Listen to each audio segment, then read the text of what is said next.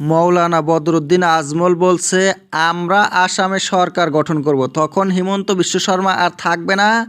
আমরা একদিনে ক্যাবিনেট বৈঠক করে মাদ্রাসা চালু করব, আর যে নামাজ পড়া বন্ধ করে দিয়েছে সেটাও আমরা আবার চালু করে দেব, আবার আমরা নামাজ পড়ব বলছে বদরুদ্দিন আজমল। হিন্দু মুসলিম ভাই ভাই আসামে। হিন্দুরা আসলে সাম্প্রদায়িক নয়, কিন্তু হিমন্ত বিশ্ব শর্মা এদেরকে সাম্প্রদায়িক বানানোর চেষ্টা করছে যাতে ওনার ভোট বাড়ে, কিন্তু এইটাই ওনাকে লাভ করে দেবে না। কিন্তু আজমল কিভাবে সরকার গঠন করবে? উনি অখিল গগৈর নামই শুনতে পারে না। অখিল গগৈ পাগল। অখিল গগৈর বাবার দাদার কথাও বলে, যারা কোনো দিন রাজনীতি করে নাই, কিন্তু উনি বলছে সরকার গঠন করবে। কংগ্রেসের কথাও শুনতে পারে না। যাই হোক, ওনার একটা ডিফারেন্স দেখা গিয়েছে। মৌলানা বদরুদ্দিন আজমল হিমন্ত বিশ্ব শর্মার সাথে রাগ করেছে। আমি প্রথম দেখলাম চাচা নাকি মামার সাথে এত রাগই হয়ে থাকে।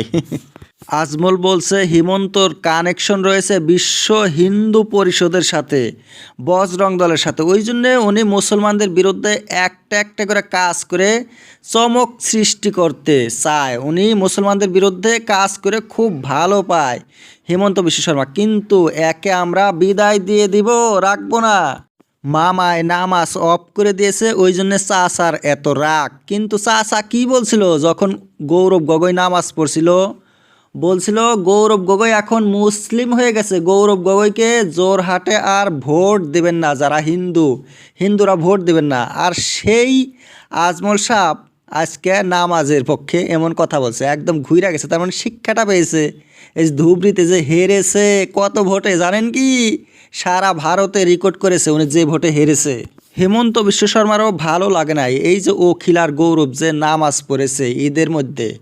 অখিল গগৈ বলছে যে আমি যে হিন্দু হয়ে নামাজ পড়লাম, এইটা হিন্দুদের জন্য একটা গৌরবের কথা, কারণ আমরা সহানুভূতি দেখিয়েছি মুসলমানদের প্রতি। সবাইকে নিয়ে চলতে হবে, সবার সাথে মিলে চলতে হবে, এইটাই হলো আসল রাজনীতি। কিন্তু হিমন্ত হয়েছে কমিউনাল, ওনার ভালো লাগে নাই।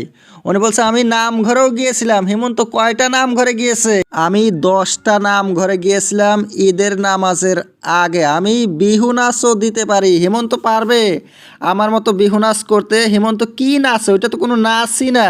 হিমন্ত যদি অতই আসামিস, পিওর আসামিস, তাহলে আমার মতো নাচ শিখছে দেখি।